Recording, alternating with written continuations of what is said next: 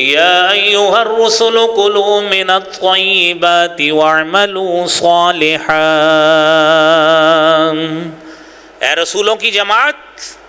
سارے انبیاء کو اللہ تعالیٰ فرماتے ہیں پاکیزہ چیزیں کھاؤ، مشکوک کمائی نہیں، پاکیزہ حلال کمائی اور نیک عمل کرو۔ اس کا مطلب یہ ہے انبیاء کو بات کہی گئی، پہلے آپ کی حلال کمائی ہوگی پھر نیک عمل ہوگا۔ یہ انبیاء کے ذریعے ہمیں سمجھایا گیا۔ جتنے مرضی اپنے اعمال کے ڈھیر لگا لیں، حج اور عمرے کے جتنے مرضی ڈھیر لگا لیں، نمبرز پورے کر لیں، لوگوں کا مال غبن کیا، دھوکہ کیا، فراڈ کیا، حرام کمائی کی ہے، میرے عزیز بھائیوں اس حدیث کے مطابق کوئی عمل قبول نہیں ہوگا اس کمائی کی بنا پہ کیا۔ آپ صلی اللہ علیہ وسلم نے خود بیان کیا، صحابی بیان کرتے ہیں ثم ذکر الرجل اشعث اغبر ثائر الراس یطیل السفر، ایک ایسا شخص، ایک سمبولک آدمی کا تذکرہ کیا، اشعث اغبر، بال بکھرے ہوئے، گرد و غبار سے اٹا ہوا، اور یطیل السفر، لمبا سفر کر کے ایک بندہ آتا ہے اور یمد یدیہ، اللہ کے سامنے اپنے ہاتھ پھیلاتا ہے، کہتا ہے یا ربی یا ربی۔ یہ اللہ کے نبی صلی اللہ علیہ وسلم یہ کیفیت بیان کرے اس طرح کر کے، اپنے ہاتھ بڑھاتا ہے یا ربی کہتا ہے۔ حقیقت یہ ہے مطعمہ حرام، اس کا کھانا حرام کمائی کا ہے، ومشربہ حرام، پینا حرام کمائی کا ہے، اور ملبسہ حرام، جو کپڑے اور لباس پہنا ہے وہ حرام کمائی کا ہے، وغذی بالحرام، اور جس بیس پہ ڈائٹ مل رہی ہے، نشو و نما جسم کی ہو رہی، وہ بھی حرام کمائی کی۔ میرے نبی فرماتے ہیں انا یستجاب لہ، اس آدمی کی عبادت کیسے قبول ہوگی؟ الحمد للہ نحمدہ ونستعینہ ونستغفرہ ونؤمن بہ ونتوکل علیہ ونعوذ باللہ من شرور انفسنا ومن سیئات اعمالنا،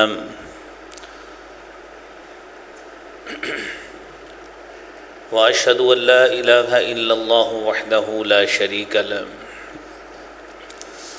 واشہد ان محمدا عبدہ ورسولہ۔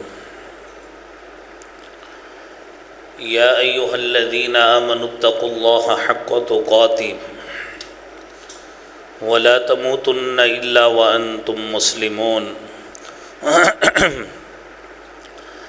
یا ایھا الناس اتقوا ربکم الذی خلقکم من نفس واحدہ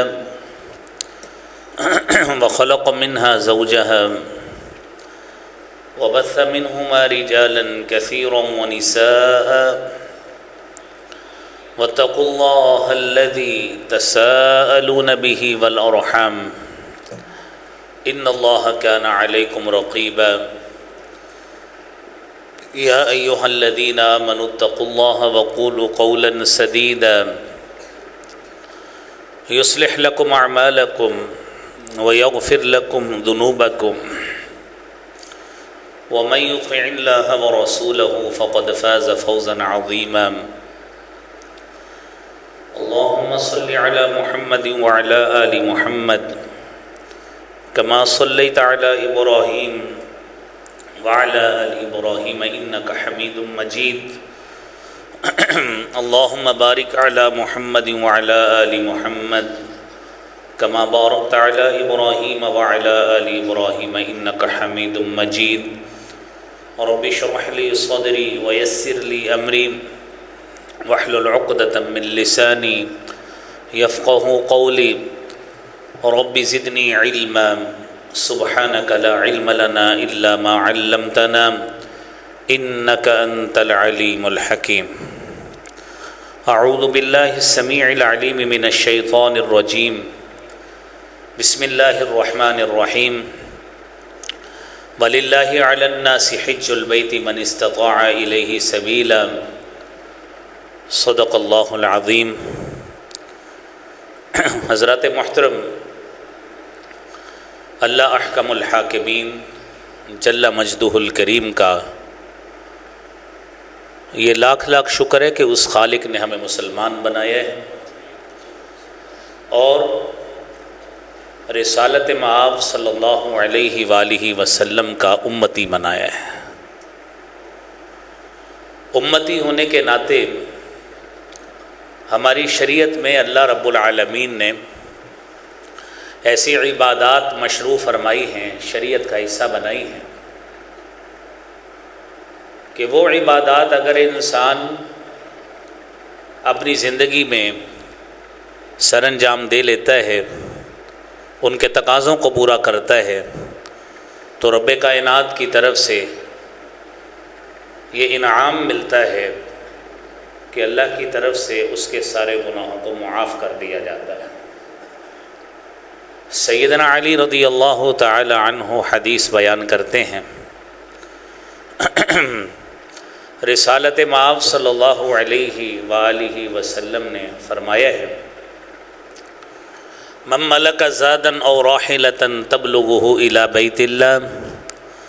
جو شخص زاد راہ کا سفری اخراجات کا مالک ہو، اللہ رب العالمین نے اسے سفر کے اخراجات برداشت کرنے کی استطاعت اور ہمت عطا فرمائی ہے، فلم یحج، اس کے باوجود وہ حج نہیں کرتا، اور اس کے لیے کوئی ایسی کوئی کمپلشن نہیں ہے کہ اس کے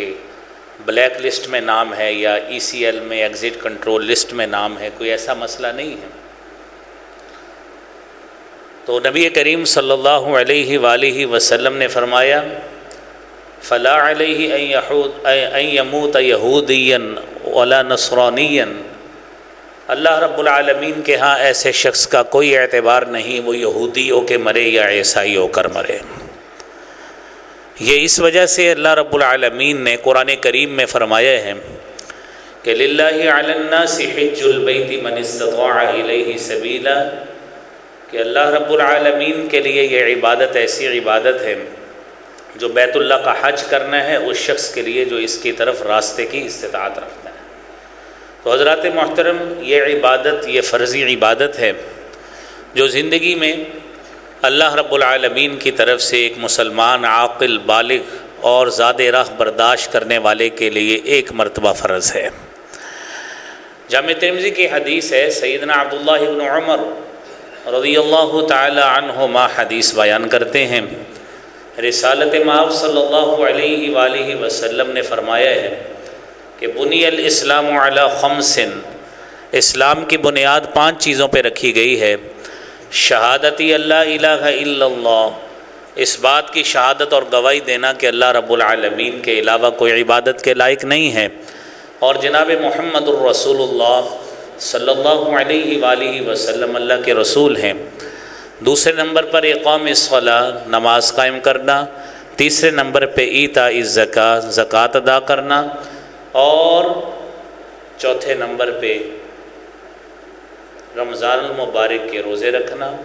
اور 5ویں نمبر پر بیت اللہ کا حج کرنا۔ یہ اسلام کے 5 بنیادی ارکان ہیں جسے آپ نے اکثر کثرت کے ساتھ بچپن سے سماعت فرمایا ہے۔ تو گویا حج بھی ان اراکین میں سے ایک رکن ہے۔ اللہ رب العالمین نے حج کی کچھ خصوصیات رکھی ہیں جو کسی اور عبادت کی نہیں ہیں۔ آپ دیکھیے، نماز ہمارے اوپر فرض ہے، اس کا تعلق خالصتاً بدن کے ساتھ ہے، فزیک کے ساتھ ہے، جسمانی عبادت ہے، بدنی عبادت ہے۔ اس کے ساتھ ساتھ اللہ رب العالمین نے روزہ ہمارے اوپر فرض کیا ہے، روزے کا تعلق بھی بدن کے ساتھ ہے، جسم کے ساتھ ہے۔ زکوٰۃ فرض ہے ہمارے اوپر، زکوٰۃ کا تعلق مال کے ساتھ ہے، خالصتاً مالی عبادت ہے۔ حج ایسی عبادت ہے کہ اللہ رب العالمین نے اس عبادت کو اتنی بڑی حیثیت دی ہے کہ شریعت میں ایک جامع عبادت کی حیثیت رکھتی ہے، کیونکہ اس میں انسان کی جسمانی قوت اور طاقت بھی صرف ہوتی ہے، اور ایک اچھا خاصا مال بھی اس کا اس عبادت کو ادا کرنے میں صرف ہوتا ہے۔ تو گویا یہ عبادت ایک جامع عبادت ہے کہ جس عبادت جیسی خاصیت کسی کو بھی حاصل نہیں ہے۔ یہ عبادت اپنے اندر یہ خاصیت رکھتی ہے کہ اس کے مخصوص اوقات ہیں، مخصوص دن ہیں، مخصوص ایام ہیں، مخصوص یہ انہی دنوں میں ادا ہوگی، سال کے کسی اور جگہ پہ چاہے آپ جتنے مرضی ادھر پھیرے لگا لیں، یہ عبادت ادا نہیں ہو سکتی۔ اس کے لیے آپ کو 8 ذی الحج کا انتظار کرنا پڑے گا اگر یہ عبادت کرنی ہے۔ اگر آپ نے 8 اور 9 ذی الحج آپ نے گزار لی، وقوف عرفہ گزار دیے ہے، تو رکن اعظم رہ گیا ہے، آپ کا حج رہ گیا ہے، لہذا آپ کو دوبارہ حج کرنا پڑے گا۔ اس کے ساتھ ساتھ آپ نماز پڑھتے ہیں، دوسری خاصیت اس کی یہ ہے کہ اس کی جگہ بھی مخصوص ہے۔ آپ نماز پڑھیں، ادھر فیصل آباد میں پڑھ لیں، لاہور میں پڑھ لیں، پشاور میں پڑھ لیں، دنیا کے کسی کونے میں پڑھ لیں، آپ کی عبادت انشاءاللہ ادا ہوگی۔ اللہ توفیق عطا فرمائے سارے مسلمانوں کو وہ ان عبادات کو ادا کیا کریں، وہ نماز بھی ادا کریں، روزہ بھی ادا کریں، زکوٰۃ بھی ادا کریں۔ لیکن میرے عزیز بھائیوں، حج ایسی عبادت ہے، اس کے لیے نہ آپ کو پاکستان میں ادائیگی ہو سکتی ہے، نہ آپ کو دنیا کے کسی قرۂ ارض میں ہو سکتی ہے، حتیٰ کہ آپ مدینہ منورہ میں بھی رہ رہے ہیں تو آپ کی ادائیگی نہیں ہوگی۔ اس کے لیے آپ کو مکہ مکرمہ جانا پڑے گا، مینا کے اندر 5 نمازیں پڑھنا پڑیں گی 8 ذی الحج کو یوم ترویہ کو، اور 9 ذی الحج کو وقوف عرفہ کرنا پڑے گا، پھر 10 ذی الحج کو یوم النحر کو جو مناسک ہیں وہ ادا کرنا پڑیں گے۔ یہ سارا عمل ادھر ہی مکہ مکرمہ میں ہوگا، اگر یہ آپ نہیں کر سکتے تو آپ کا حج نہیں ہو سکتا۔ تو یہ خاصیات ہیں جو اللہ رب العالمین کی طرف سے اس عبادت کی رکھی گئی ہیں۔ میرے عزیز بھائیوں، اللہ رب العالمین نے یہ عبادت جو مسلمانوں پہ مشروع فرمائی ہے، اس کے کچھ فضائل بھی شریعت میں بیان کیے گئے۔ سیدنا ابو ہریرہ رضی اللہ تعالی عنہ بیان کرتے ہیں، صحیح بخاری کی 1519 نمبر حدیث ہے کہ رسالت مآب صلی اللہ علیہ وآلہ وسلم سے پوچھا گیا ای العمل افضل، کہ اللہ کے پیارے رسول صلی اللہ علیہ وآلہ وسلم ذرا بتائیے کہ کون سا عمل افضل ہے، سپیریئر ہے، اعلیٰ ترین ہے، شاندار عمل ہے؟ تو آپ صلی اللہ علیہ وسلم نے فرمایا ایمان باللہ ورسولہ، اللہ پر ایمان لانا اور اس کے رسول صلی اللہ علیہ وآلہ وسلم پر ایمان لانا، یہ اعمال میں سب سے افضل ترین عمل ہے، اس کے بغیر آپ کی نجات ہی ممکن نہیں ہے۔ صحابی رسول پوچھتے ہیں اللہ کے رسول ثم ماذا؟ آپ نے فرمایا دوسرے نمبر پہ جہاد فی سبیل اللہ، اللہ کے رستے میں جہاد کرنا، اعلاء کلمت اللہ کے لیے جہاد کرنا، یہ دوسرا عمل ہے جو افضل ترین ہے۔ اور صحابی رسول پوچھتا ہے ثم ماذا؟ اللہ کے رسول صلی اللہ علیہ وسلم تیسرا عمل افضل ترین کون سا ہے؟ آپ نے فرمایا حج مبرور، ایسا حج جو نیکیوں سے بھرپور ہے، جس میں آپ نے کسی قسم کا گناہ اس کا ارتکاب نہیں کیا، اللہ کی نافرمانی نہیں کی، کسی کے ساتھ فضولیات زبانی لحاظ سے یا جسمانی لحاظ سے گناہوں کا ارتکاب نہیں کیا، یہ وہ حج ہے جو حج مبرور ہے۔ اور میرے نبی صلی اللہ علیہ وآلہ وسلم فرماتے ہیں والحج المبرور لیس له جزاء الا الجنہ، کہ حج مبرور یہ نیکیوں سے بھرا حج، اس کی جزا صرف اور صرف کم از کم بھی اللہ رب العالمین آپ کو جنت عطا فرمائیں گے۔ تو میرے عزیز بھائیوں، یہ اتنی جامع عبادت ہے۔ اور پھر اس کے بعد ہمیں یہ فضیلت یہ یاد رکھنی چاہیے کہ جو حاجی ہوتے ہیں، جو اللہ کے راستے میں اس عبادت کو انجام دینے کے لیے جاتے ہیں، اس کو پرفارم کرنے کے لیے جاتے ہیں، وہ اللہ رب العالمین کے مہمان ہوتے ہیں۔ دنیا میں آپ دیکھیے، ہر انسان کی ذاتی شخصیت کے اعتبار سے، اس کے عہدے کے اعتبار سے، اس کے منصب کے اعتبار سے، اس کے معاشرتی سٹیٹس کے اعتبار سے شاید اس کی قدر کرتا ہو، لیکن خالق کائنات اس نے جو سٹیٹس رکھا ہے وہ یہی ہے کہ جو شخص میرے پاس آ گیا ہے، میرے در پہ آ گیا ہے، میرے گھر کی زیارت کے لیے آ گیا ہے، وہ میرا مہمان بن گیا ہے،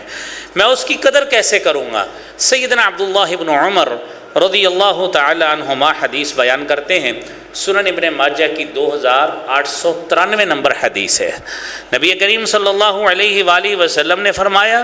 الغازی فی سبیل اللہ، اللہ کے راستے میں جو شخص غازی ہے، جہاد کرنے گیا ہے، وہ شہید ہوا یا بچ کے آ گیا، یعنی جہاد کرنے کی غرض سے گیا ہے، والحاج والمعتمر، اور وہ شخص جو حج کرنے کے لیے گیا ہے، والمعتمر، اور وہ شخص جو عمرہ کرنے کے لیے گیا ہے، وفد اللہ، یہ اللہ کا وفد ہیں، اللہ کا ڈیلیگیشن ہے، اللہ کے مہمان ہیں، اللہ رب العالمین سے اتنی ان کی نسبت بن گئی ہے، دعاہم فاجابوہ، یہ اللہ رب العالمین سے دعا کریں گے، اللہ رب العالمین ان کی دعا کو قبول کرتا ہے، وسألوہ، اور اگر یہ لوگ اللہ رب العالمین سے سوال کریں گے، فأعطاہم، اللہ رب العالمین ان کو ضرور عطا فرما دیں گے۔ تو میرے عزیز بھائیو، یہ اللہ کا وفد ہے، اللہ کا ڈیلیگیشن ہے، اللہ کے مہمان ہیں، اور جو اللہ کا مہمان ہو میرے عزیز بھائیو، اللہ اس کی کس طرح کی ضیافت فرمائیں گے، آپ خود ہی تصور کر لیں۔ اللہ تعالیٰ اس لحاظ سے ان کی ضیافت فرماتے ہیں کہ جب بھی ہاتھ اٹھائے، جب بھی اللہ سے سوال کیا، اللہ نے ان کے اس سوال کو رد نہیں کیا، اس سفر کے دوران ان کے اس سوال کو قبول کیا، جب بھی دعا کی ان کی دعا کو قبول کیا، ان کے سوال کو عطا کر دیا۔ یہ اللہ رب العالمین کی میرے عزیز بھائیوں ان حاجیوں کے لیے اور معتمرین کے لیے خصوصی عنایت ہے جو ان کے لیے اللہ نے رکھی ہے۔ اور پھر میرے عزیز دوستو، اس کا تیسرا فضیلت کا مقام یہ ہے کہ حج اور عمرہ کرنے سے انسان شاید سمجھتا ہو کہ میرے پاس پیسے تو موجود ہیں، وسائل تو موجود ہیں، لیکن میں اگر حج کروں گا، عمرہ کروں گا، پیسے ختم ہو جائیں گے، تنگ دستی آ جائے گی، غربت آ جائے گی، پسماندگی آ جائے گی، اور یہ کیفیت ہوگی کہ شاید کل کلا مجھے لوگوں کے سامنے ہاتھ پھیلانا پڑے۔ نہیں میرے بھائیوں، نبی کریم صلی اللہ علیہ وآلہ وسلم نے فرمایا، سیدنا جابر بن عبداللہ رضی اللہ تعالی عنہ حدیث بیان کرتے ہیں، سلسلہ صحیحہ کی حدیث ہے 1185 نمبر، نبی کریم صلی اللہ علیہ وآلہ وسلم نے فرمایا، ادیم الحج والعمرہ، اللہ نے آپ کو وسائل دیے ہیں، حج اور عمرہ پے در پہ کرو۔ اللہ نے وسائل دیے، عمرہ کرو، وسائل دیے، حج کرو، پھر آپ کے پاس وسائل آئے ہیں، پھر حج کرو، عمرہ کرو۔ میرے نبی صلی اللہ علیہ وآلہ وسلم فرماتے ہیں، فَإِنَّهُمَا يَنْفِيَانِ الْفَقْرَ وَالذُّنُوبَ كَمَا يَنْفِي الْكِيرُ خَبَثَ الْحَدِيدِ، یہ دونوں عمل، حج اور عمرہ کرنے کا عمل، آپ سے تنگ دستی اور فقیری کو اس طرح دور کر دیتے ہیں، گناہوں کو اس طرح دور کر دیتے ہیں، کما ينفی الکیر خبث الحدید، جس طرح لوہے کی بھٹی میں لوہا رکھا جائے، لوہے کا زنگ آگ جس طرح اتار کے رکھ دیتی ہے، تمہارا حج اور عمرہ کرنے کا عمل تم سے تنگ دستی کو اور گناہوں کو اس طرح صاف کر دیتا ہے جس طرح آگ کی بھٹی لوہے سے زنگ اتار کے رکھ دیتی ہے۔ تو میرے عزیز بھائیوں، اس لیے اس عمل کو کرنا چاہیے، اور یہ وہ مناسک ہے میرے عزیز بھائیوں، سیدنا ابراہیم علیہ الصلاۃ والسلام جد الانبیاء ہیں۔ اللہ رب العالمین سے جب انہوں نے اپنی لو لگائی ہے، خلیل اللہ کا لقب پایا ہے، تو خالق کائنات نے ابراہیم علیہ الصلاۃ والسلام کو فرمایا، وَأَذِّن فِي النَّاسِ بِالْحَجِّ يَأْتُوكَ رِجَالًا وَعَلَى كُلِّ ضَامِرٍ يَأْتِينَ مِن كُلِّ فَجٍّ عَمِيقٍ۔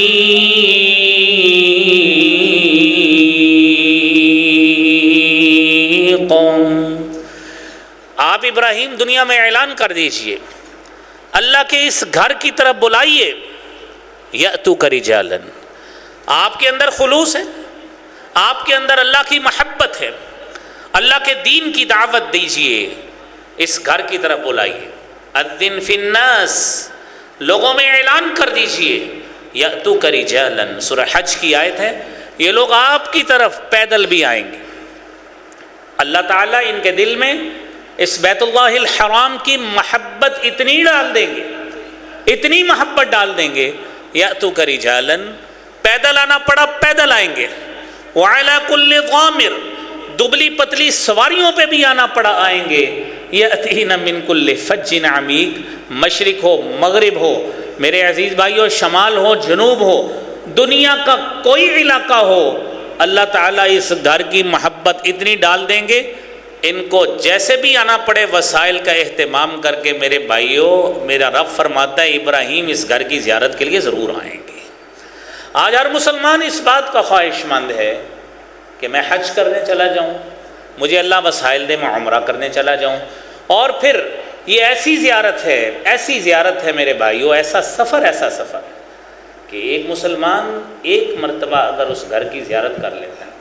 وہ دوبارہ آ کے یہ نہیں کہتا یار اب میں نے نہیں جانا۔ اللہ تعالیٰ اس گھر کی محبت اس کے دل میں ایسی ڈالتے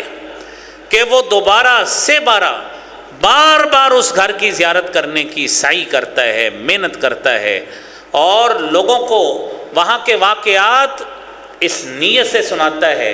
کہ اپنی محبت اس گھر سے شو کرتے ہوئے، اس کا اظہار کرتے ہوئے لوگوں کو بات بتائے گا کہ میں فلاں جگہ پہ گیا، وہاں پہ یہ واقعہ ہوا، میرا دل کیا میں عبادت کرنے کو، میرا دل کیا نوافل پڑھنے کو، میرا دل کیا وہاں پہ طواف کرنے کو، میرا دل کیا سعی کرنے کو۔ یہ وہ تمام میرے بھائیوں شاعر اللہ ہیں کہ جس کے بارے میں اللہ رب العالمین فرماتے ہیں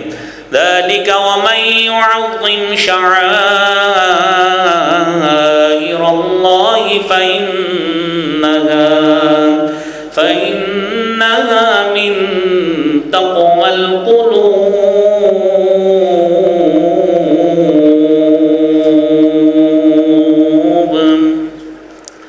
یہ دلوں کے تقوی کی نشانی۔ اگر آپ کے اندر یہ اٹریکشن، یہ جاذبیت، محبت، یہ اظہار محبت موجود ہے تو خوش ہو جائیے، اللہ نے آپ کے تقوی کی گواہی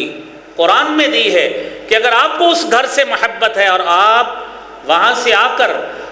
دوبارہ عبادات کا اہتمام کر رہے ہیں تو آپ کی گواہی تو اللہ نے قرآن میں دی ہے کہ یہ دلوں کے تقوی کی نشانی ہے کہ دوبارہ آپ کا اس گھر میں جانے کو دل کر رہا ہے۔ تو میرے عزیز بھائیوں اس کا اہتمام کریں۔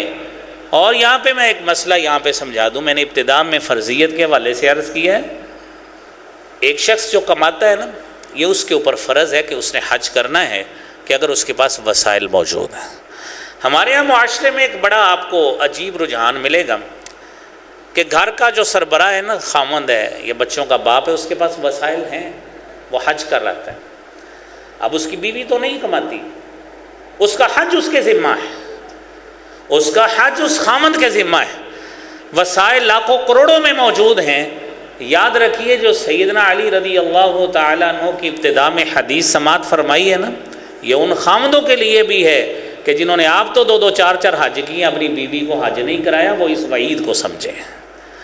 کہ ان کی بیوی کا حج ان خاوندوں کے ذمہ ہے، کیونکہ بیویاں تو کماتی نہیں ہیں، نہ وہ بغیر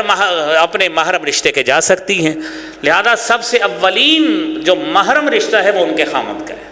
لہذا خاوندوں کو چاہیے کہ اس کا اہتمام کریں، اور میری مسلمان بہنیں بھی اوپر سن رہی ہیں، وہ اس مسئلے کو سمجھ کر اپنے گھروں میں جا کے ڈسکس کریں، اپنا حج اپنے خاوندوں سے وصول کریں اور جا کے حج کر کے آئیں۔ کہ اگر وسائل موجود ہیں، یہ آپ چاہے 10 عمرے کر لیں، حج 10 کر لیں، آپ کی بیوی نے اگر حج نہیں کیا، اس کا سارا گناہ آپ کے ذمہ ہے کہ آپ نے اپنی بیوی کو حج کیوں نہیں کرایا، کیونکہ عمرہ تو فرض نہیں تھا، حج فرض تھا۔ آپ نے 10 عمرے کر لیے، 15 کر لیے، ہر سال عمرے پہ چلے جائیں، جدھر مرضی جائیں، حج پہ جائیں، لیکن اپنی بیوی کا فرض پورا کرانا کم از کم ایک مرتبہ وہ آپ کی ذمہ داری ہے۔ لہذا اس مسئلے کو سمجھیے میرے بھائیوں۔ اور اگلی بات میرے عزیز بھائیوں اور دوستوں، یہ سفر ایسا سفر ہے کہ آپ کو دنیا میں دیکھیے، کوئی شخص اپنے ٹورزم کے لیے، سیاحت کے لیے کوئی مری میں جاتا ہے، کوئی علاقہ گلیات میں جاتا ہے، کوئی سوات میں جاتا ہے۔ اگر آپ کے پاس مالی لحاظ سے بہت پیسے موجود ہیں، یورپ کے کسی کنٹری میں نکل جاتے ہیں، یہ تمام سفر وہ سفر ہیں، خدا نہ خواستہ اگر اس دوران موت آ جائے تو لکھا یہی ہوتا ہے فلاں فلاں سفر میں ہلاک ہو گئے، اس کی ڈیتھ ہو گئی ہے، اس کی موت واقع ہو گئی ہے۔ حج کا سفر ایسا سفر ہے کہ آپ اس سفر میں مریں گے، آپ کی جنت یقینی ہے، آپ کی جنت یقینی ہے۔ کیسے؟ نبی کریم صلی اللہ علیہ وآلہ وسلم نے فرمایا، ترغیب و ترہیب کی میں علامہ منذری روایت لے کر آئے ہیں 1114 نمبر، من خرج حاجا جو شخص حج کرنے کے لیے نکلا فمات، مر گیا، موت واقع ہو گئی، کتب اللہ لہ اجر الحاج الی یوم القیامہ، قیامت تک اللہ رب العالمین اس کے لیے حاجی ہونے کا اجر عطا فرماتے ہیں اس کو۔ ومن خرج معتمرا، اور جو شخص عمرہ کرنے کی غرض سے گیا وہاں پہ مر گیا، کتب اللہ لہ اجر المعتمر الی یوم القیامہ، قیامت کے دن تک اس کے لیے عمرہ کا ہی ثواب لکھا جاتا ہے، جاری رہتا ہے، اللہ تعالیٰ اس کو یہ عنایت عطا فرماتے ہیں۔ دنیا میں کوئی سفر ایسا نہیں ہے۔ دنیا میں میرے بھائیوں، آپ موٹر ویز پہ جائیں گے، ہوائی سفر پہ جائیں گے، جدھر بھی جائیں گے، خدا نہ خواستہ مس ایپ ہو جائے۔ ابھی 2-3 سال پہلے مری میں گاڑیاں پھنس گئیں تو لوگ کیا کہتے تھے، اتنے لوگ جو ہے نا وہ وہاں پہ لقمہ اجل بن گئے، مر گئے، وفات ہو گئی ان کی، لیکن کسی نے یہ نہیں کہا وہ شہید ہو گئے، کسی نے یہ نہیں کہا کہ وہ ایک مقدس سفر پہ تھے، جب تک وہ یعنی اس سفر پہ اب وہ دنیا سے چلے گئے، قیامت تک فلاں ثواب لکھا جائے گا، کسی نے نہیں کہا۔ یہ ٹورزم دنیا کا بہترین ٹورزم ہے، بہترین سیاحت ہے کہ آپ اس سیاحت کو سر انجام دیں گے، اس سیاحت کے سفر پہ جائیں گے، آپ کی موت بھی واقع ہو جائے گی، دیکھیے کتنا اجر ہے۔ نبی کریم صلی اللہ علیہ وآلہ وسلم کے صحابی حضرت عبداللہ ابن عباس رضی اللہ تعالیٰ عنہما بیان کرتے ہیں کہ ایک آدمی اللہ کے رسول صلی اللہ علیہ وآلہ وسلم کے ساتھ تھا۔ صحیح بخاری کی 1849 نمبر اور مسلم کی 1206 نمبر حدیث ہے۔ بڑی توجہ سے سننے والی بات ہے اور بڑی فضیلت والی بات ہے۔ آپ صلی اللہ علیہ وسلم کے ساتھ تھا، اس نے آپ کے ساتھ کچھ مناسک ادا کیے، اونٹنی پہ سوار تھا، چلاؤ نہیں چل رہا، اونٹنی پہ سوار تھا، اونٹنی نے کچھ جھٹکا مارا، وہ بندہ نیچے گر گیا، اس کی گردن کا منکا ٹوٹ گیا، اس کی وہیں پہ وفات ہو گئی۔ اب اس کا اجر سنیے، رسالت مآب صلی اللہ علیہ وآلہ وسلم فرمانے لگے اغسلوہ بماء وسدر، جائیے اس کو پانی کے ساتھ، بیری کے پتوں کے ساتھ اس کو غسل دیجئے، وکفنوہ فی ثوبیہ، اور یہ جو اس نے احرام پہنا ہوا ہے یہی اس کا کفن ہے، اس کو کفن دینے کی ضرورت نہیں ہے مزید، یہی احرام کی چادریں اس کے اوپر لپیٹ دو، ولا تحنطوہ ولا تخمروا رأسہ، اس کو آپ نے کوئی خوشبو نہیں لگانی، اس کا سر نہیں ڈھانپنا، سر ننگا رکھنا ہے۔ فإن اللہ یبعثہ یوم القیامۃ یلبی، کل قیامت کے دن اللہ اسے اٹھائیں گے لبیک اللہم لبیک کہتا ہوا اٹھائے گا۔ تو میرے عزیز بھائیوں، کتنا پیارا سفر ہے، دل کرتا ہے نا جانا تو دنیا سے ہے ہی، ویسے تو کوئی شخص کی 50-60 سال بھی عمر ہو جائے وہ اس کا دل کرتا ہے 20-30 سال ابھی اور زندہ رہ لیں، دنیا کی اٹریکشن ہی بڑی ہے، کیونکہ اللہ نے کوئی ایسا نظام رکھا نہیں ہے، نظام میں قدرت ایسا نہیں ہے کہ کوئی آخرت میں چلا جائے واپس آ کے بتائے نہیں یار وہاں کا ماحول بڑا اچھا ہے وہیں پہ آ جائیں، یہ اللہ نے نظام رکھا نہیں ہے، ورنہ ہر شخص ادھر جانے کی کرتا جتنی اللہ تعالیٰ نے وہاں پہ نعمتیں رکھی ہیں۔ خیر، انسان ہے، دنیا سے اس کا دل لگتا ہے، لیکن آپ تصور کیجئے جب ایسی موت کا تذکرہ انسان سنتا ہے اور یہ فضیلت سنتا ہے، دل کرتا ہے نا کل ہم بھی اللہ کے حضور اٹھیں، لبیک اللہم لبیک کہتے ہوئے صدائیں بلند کرتے اٹھیں تو انشاءاللہ اللہ تعالیٰ بغیر حساب کے جنت میں انشاءاللہ ویسے ہی بھیج دیں گے۔ تو اللہ کریم ہمیں ایسی موت نصیب فرمائے۔ تو ظاہری بات ہے اس کے لیے جتنی محبت آپ کو اس گھر سے ہے اتنا زیادہ زیارت کرنے کی اس گھر کی عادت ڈالیں، تاکہ اللہ تعالیٰ آپ کا انس اور محبت اس گھر کے ساتھ ایسی پیدا کر دیں کہ اللہ تعالیٰ ماحول ہی ایسا آپ کے لیے بنا دیں کہ وہاں پہ ہی موت ہے، اللہ کریم وہیں پہ ہی جنت البقیع میں آپ کی تدفین فرما دیں، جنت المعلیٰ میں فرما دیں، مقدس مقامات ہیں، اللہ کریم ہماری ایسی موت نصیب فرمائے۔ میرے عزیز بھائیوں، یہ حج ایسا عمل ہے کہ اس سے انسان کے اگر گناہ گار ہے، کتنا بھی بڑا گناہ گار ہو، لیکن اگر وہ توبہ کر کے آ رہا ہے، اس نے لوگوں کے حقوق غصب نہیں کیے، حقوق العباد غصب نہیں کیے، تو کیا ہے اللہ رب العالمین کی طرف سے یہ بھی پیکج ہے کہ اللہ تعالیٰ اس کے سارے گناہوں کو معاف فرما دیتے۔ سیدنا عمر بن عاص رضی اللہ تعالیٰ عنہ حدیث بیان کرتے ہیں، خود بیان کرتے ہیں، جب اللہ کے نبی صلی اللہ علیہ وسلم کے پاس گئے کہ اللہ کے پیارے حبیب میں مسلمان ہونا چاہتا ہوں، آپ صلی اللہ علیہ وسلم نے کہا آئیے، آپ نے اپنا ہاتھ نکالا، آئیے بیعت کیجئے میری۔ آپ صلی اللہ علیہ وسلم نے ہاتھ باہر نکالا، عمر بن عاص نے ہاتھ پیچھے کر لیا، اب ابھی مسلمان تو نہیں ہوئے، ابھی تو ارادہ لے کر آئے ہیں. اور میرے عزیز بھائیو مسلم شریف کی 121 نمبر حدیث ہے. آپ نے فرمایا کیا ہوا ہے؟ کہنے لگے حضور گارنٹی چاہتا ہوں, ایک گارنٹی چاہتا ہوں. کس بات کی؟ کہ میں نے جو اتنے بڑے گناہ پیچھے کیے ہیں کیا ان کی معافی ہو جائے گی؟ آپ صلی اللہ علیہ وسلم نے اسلام قبول کرنے کا پیکج بتایا. کیسا پیکج؟ فرمایا اللہ تعلم, 3 باتیں بتائیں. نمبر 1, اللہ تعلم ان الاسلام یہدم ما کان قبلہ.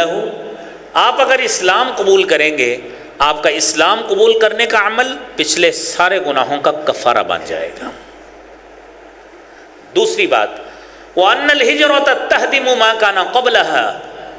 اور اگر آپ اللہ کے راستے میں ہجرت کریں گے, آپ ایک جگہ پہ دین کے مطابق زندگی گزارنا مشکل ہو رہی ہے, آپ وہاں سے چھوڑ کر کسی اور علاقے میں ہجرت کرنے کے لیے چلے جاتے ہیں کہ دین کے حوالے سے آپ کو زیادہ فیسلٹیز حاصل ہوں. فرمایا یہ ہجرت کرنے کا عمل بھی صاحب کا گناہوں کو معاف کرنے کا باعث بن جاتا ہے. اور تیسرا بڑا عمل فرمایا ان الحج یہدم ما کان قبلہ. اور اگر آپ حج کریں گے, حج کرنے کا عمل آپ کے پچھلے سارے گناہوں کی معافی کا باعث بن جاتا ہے. تو میرے عزیز بھائیوں, یہ حج گناہوں کی معافی کا تو باعث بنے گا. کیسا حج ہوگا؟ وہ سیدنا ابو ہریرہ رضی اللہ تعالیٰ عنہ حدیث بیان کرتے ہیں, صحیح مسلم کی 1350 نمبر حدیث ہے. فرمایا من حج فلم یرفث ولم یصخب. جو شخص حج کرتا ہے اور حج ایسا حج کیا ہے اس نے, لم یرفث, اس نے اس حج میں کسی قسم کے گناہ کا ارتکاب نہیں کیا, یعنی کوئی ایسا گناہ جو وہ کر سکتا تھا بطور انسان لیکن اس نے اپنے آپ کو پرہیز میں رکھا, گناہ نہیں کیا. ولم یصخب, اور اس نے جو ہے کسی قسم کا شور نہیں مچایا, لوگوں کے لیے تنگی کا باعث نہیں بنا. میرے نبی صلی اللہ علیہ وآلہ وسلم نے فرمایا کان کیوم ولدتہ امہ. اس کی کیفیت ایسی ہے جس طرح وہ دنیا میں آج آیا ہے, اس کی پیدائش آج ہوئی ہے. جس طرح پیدائش کے وقت انسان معصوم عن الخطا ہوتا ہے, اللہ حاجی کو بھی, حج مبرور کرنے والوں کو بھی اجر عطا فرماتے ہیں. اسی لیے قرآن میں فرمایا الحج اشہر معلومات فمن فرض فيهن الحج فلا رفث ولا فسوق ولا جدال في الحج وما تفعلوا من خير يعلمه الله. حج کے معلوم مہینے, آپ کے اوپر حج فرض ہوا, آپ حج کرنے کے لیے گئے. فرمایا لا رفث, قرآنی آیت ہے سورہ بقرہ کی کہ آپ حج کرنے کے لیے گئے, 197 نمبر آیت ہے. فرمایا آپ نے اس میں کسی قسم کا گناہ کا ارتکاب نہیں کرنا. فلا رفث ولا فسوق, کسی کے ساتھ جھگڑنا نہیں ہے, بےہودگی کا ارتکاب نہیں کرنا, کسی کے ساتھ فضول گفتگو نہیں کرنی, کوئی ایسا عمل آپ کی زبان سے یا آپ کے حواس سے ادا نہیں ہونا چاہیے جو گناہ کے زمرے میں آتا ہو. فرمایا ولا جدال فی الحج, جھگڑنا بھی نہیں ہے. وما تفعلوا من خیر, اپنی نیکیاں جاری رکھیں, جتنی نیکیاں کرتے جائیں گے اللہ کے ہاں کاؤنٹ ہوتی جائیں گی, انشاءاللہ اللہ تعالیٰ اس کا پتہ نہیں کتنا آپ کو اجر عطا فرمائیں گے. تو میرے عزیز بھائیوں, یہ سارا عمل یہ اس حج کے سفر میں اللہ رب العالمین عطا فرماتے ہیں. اور پھر اس کے بعد آپ حج کے جو دیگر مناسک ہیں اس حوالے سے آپ ایک ایک کا اجر سنیے کہ میرے نبی صلی اللہ علیہ وآلہ وسلم نے کیسے کیسے اجر بیان کیے ہیں. معجم طبرانی کی 13566 نمبر حدیث اور جامع صغیر کی علامہ البانی کی 1360 نمبر حدیث ہے کہ نبی کریم صلی اللہ علیہ وسلم نے عبداللہ بن عمر رضی اللہ تعالیٰ عنہما کو حج کے مناسک بتائے کہ کیسے کیسے اللہ گناہ معاف کرتے ہیں. فرمایا اما خروجک من بیتک, آپ کا گھر سے نکلنا, تؤم البیت, جب آپ بیت اللہ کا قصد کر کے نکلتے ہیں, فإن لک بکل وطأۃ تطأها راحلتک یکتب اللہ لک بها حسنہ, اللہ کریم تیرے ایک ایک قدم کی بدولت تیری نیکیاں لکھتے جاتے ہیں. وَيَمْحُو عَنْكَ بِهَا سَيِّئَةً, اور ایک ایک قدم اٹھانے کی وجہ سے اللہ ساتھ ساتھ گناہوں کو بھی جھاڑتے جاتے ہیں. یہ ابھی وہاں پہ آپ پہنچے نہیں ہیں, ابھی آپ جا رہے ہیں. یہ قدم اٹھانا, آپ کا اس کی طرف جانا, اور اس گھر کی طرف قصد کرنا یہ اس کا اجر ہے۔ اور پھر فرمایا وَأَمَّا وُقُوفُكَ بِعَرَفَةَ، جب آپ عرفہ میں وقوف کرتے ہیں 9 ذی الحج کو رکن اعظم کی ادائیگی کے لیے، فَإِنَّ اللَّهَ عَزَّ وَجَلَّ يَنزِلُ إِلَى السَّمَاءِ الدُّنْيَا، اللہ تعالیٰ آسمان دنیا پر اترتے ہیں، فَيُبَاهِي بِهِمُ الْمَلَائِكَةَ فَيَقُولُ، اور فرشتوں کے اندر اللہ فخر کے ساتھ بیان کرتے ہیں، حالانکہ اللہ تو جانتے ہوتے ہیں، فرشتوں میں کہتے ہیں هَؤُلَاءِ عِبَادِي، یہ میرے سارے کے سارے بندے ہیں، کیا جاؤنی شعثاً غبراً من کل فج عمیق، یہ سفر کے آثار لے کر، بال بکھرے لے کر یہ میرے سامنے آئے ہیں، اور دنیا کے دور دراز علاقوں سے آئے ہیں، یرجون رحمتی ویخافون عذابی، میری رحمت کی امید لگاتے ہوئے اور میرے عذاب سے ڈرتے ہوئے آئے، وَلَمْ يَرَوْنِي، میرے فرشتوں انہوں نے مجھے دیکھا نہیں ہے، ابھی دیکھا نہیں ہے، نہ دیکھے بھی میری رحمت کی امید لگائے، میرے عذاب سے ڈرتے ہوئے میرے در پہ آ گئے۔ اور پھر فَكَيْفَ لَوْ رَأَوْنِي، میرے فرشتوں کیسا ہوگا جب یہ مجھے دیکھ لیں، اور لَوْ كَانَ عَلَيْكَ مِثْلُ رَمْلِ عَالِجٍ او مثل ایام الدنیا او مثل قطر السماء، اگر ان کے ریت کے ٹیلوں کے ذرات کے برابر، یا دنیا کے دن کتنے ابھی آج تک ہوئے ہیں اور رہتے کتنے ہیں اس کے برابر بھی ان کے گناہ ہوئے، او مثل قطر السماء، یا آسمان سے نازل ہونے والے بارش کے قطرے، جب سے اللہ نے دنیا بنائی ہے آج تک میرے عزیز بھائیوں کوئی ان قطرات کو گننے کے قابل ہے کوئی انسان؟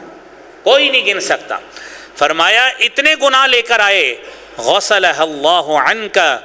اللہ تعالیٰ ان سارے گناہوں کو دھو کر صاف کر دیں گے اس حج بیت اللہ کی وجہ سے، سارے گناہوں کو معاف کر دیں۔ اور پھر فرمایا وَأَمَّا رَمْيُكَ الْجِمَارَ، جب آپ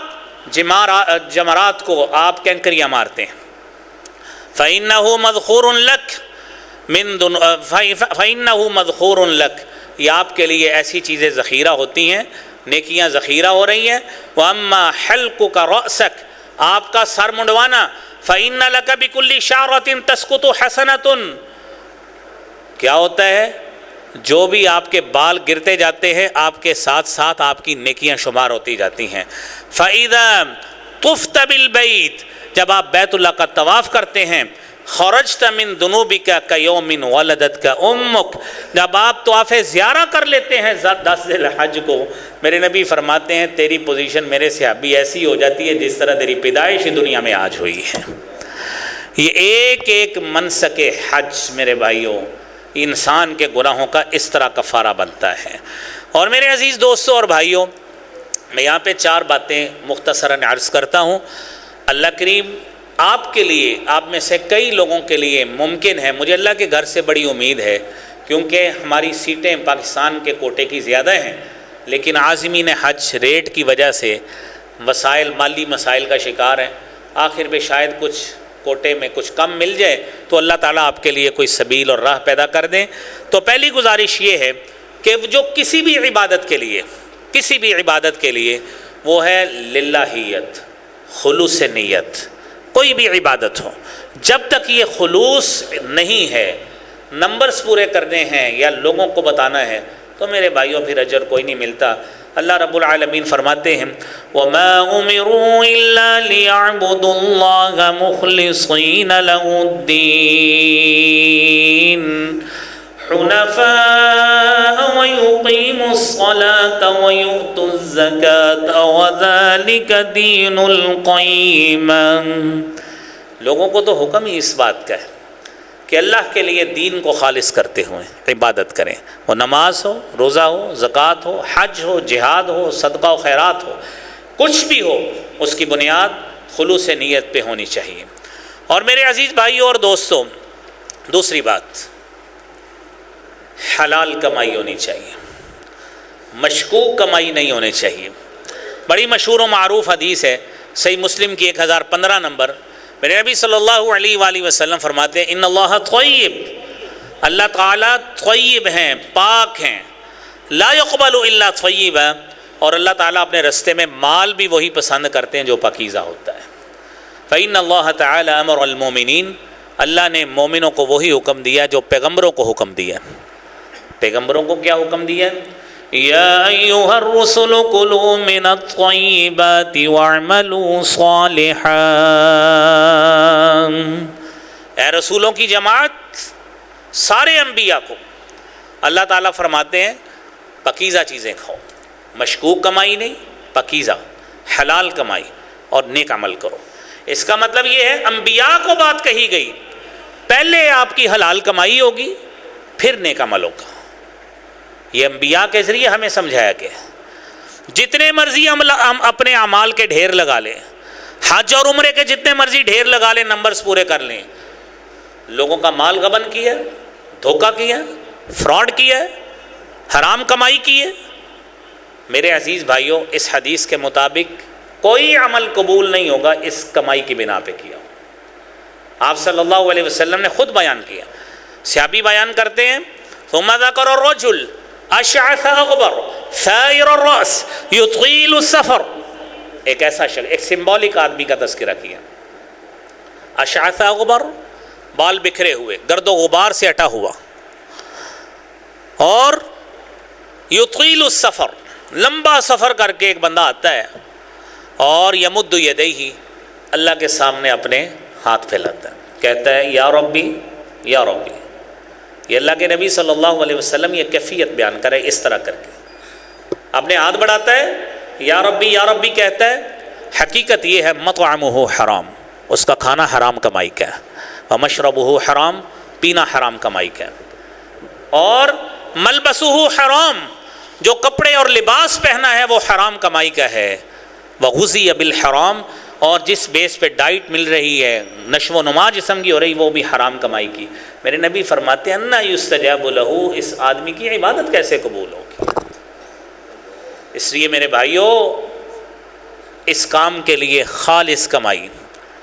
جس عمل کے لیے آپ، جس مال پہ آپ کو 100 سے بھی زیادہ فیصد یقین ہو کہ اس میں کوئی مشکوک مال نہیں ہے، اس سے حج کریں، اس سے عمرہ کریں۔ دنیا میں کئی مصائب انسان سے ہو جاتے ہیں، کئی مرتبہ انسان سے بتقاضۂ بشریت وہ جھوٹ بھی بول لیتا ہے، وہ کسی گاہک سے بھی غلط بیانی کر لیتا ہے، لیکن میرے بھائیوں، آپ نے یہ حدیث سن لی، اس کے مطابق عمل کرنے کی کوشش کریں۔ اور تیسری گزارش میرے بھائیوں یہ ہے کہ حاجی حج کرنے جائیں، اپنے ذمہ جو واجبات ہیں اس کو ادا کر کے جائیں۔ زندگی کا تو ادھر بھی پتہ نہیں ہے۔ صحیح بخاری کی حدیث ہے، حضرت عبداللہ بن عمر رضی اللہ تعالیٰ عنہما کو نبی کریم صلی اللہ علیہ وسلم نے فرمایا تھا کہ مومن کے لیے تو 2 راتیں بھی ایسی نہیں گزرنی چاہیے، الا ووصیتہ مکتوبۃ عندہ، اس کی وصیت اس کے پاس لکھی ہوئی ہونی چاہیے کہ اس کو پتہ ہو کہ اس نے کسی کے پیسے دینے۔ یہ ضروری نہیں ہے کہ اگر ایک آدمی بلینئر ہے تو اس نے کسی کے پیسے نہ دینے ہوں۔ آپ کسی کے پاس سبزی لینے جائیں، آپ کا والٹ چیزیں گھر رہ جائیں تو کیا کریں گے؟ وہ کہے گا حساب لے جاؤ، کوئی نہیں، بعد چ آ جائیں گے، ایسے ہی کہے گا نا۔ تو انسان کی زندگی کا پتہ نہیں ہے، موت آ جائے، گھر والوں کو بھی پتہ نہیں ہے کہ آپ نے تو جو سبزی پھل ادھار لے کے آئے ہیں، آپ کا تو پتہ ہی نہیں ہے کہ آپ تو یہ ساری چیزیں ادھار لے کے آئے ہیں۔ آپ ہمیشہ نقد لاتے تھے، ایک دن پیسے گھر رہ گئے، جیب میں ڈالنے بھول گئے، جا کے 2-3 ہزار کی گروسری لے لی جا کے کسی سٹور سے، وہ آپ کو جانتا تھا، اس نے کہا کوئی نہیں حضرت، پیسے بعد میں آ جائیں گے، لے جائیں۔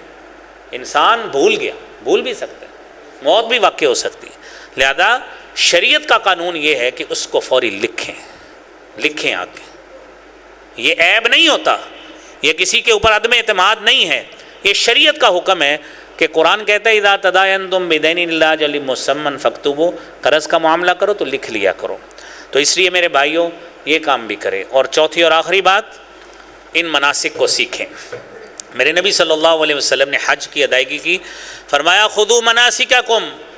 مناسک سیکھ لو، عبادت کے طریقے سیکھ لو، حج کے طریقے سیکھ لو۔ فإنی لا ادری لعلی لا احج بعد حجتی هذه، میں نہیں جانتا شاید اس حج کے بعد اللہ تعالیٰ کی طرف سے مجھے کوئی اور حج کا موقع ملے، تو نہیں ملا تھا۔ اس لیے ان مناسک، ان کی ٹریننگ، ان کے لیے باقاعدہ طور پہ ورکشاپس یہ لیں۔ ہم نے پچھلے سال بھی 3 جمعوں میں مناسک حج بیان کیے تھے، کوشش کریں گے اس سلسلے کو جاری رکھیں۔ اللہ کریم مجھے بھی، آپ کو بھی، ہم سب کو ان مناسک کو سمجھ کر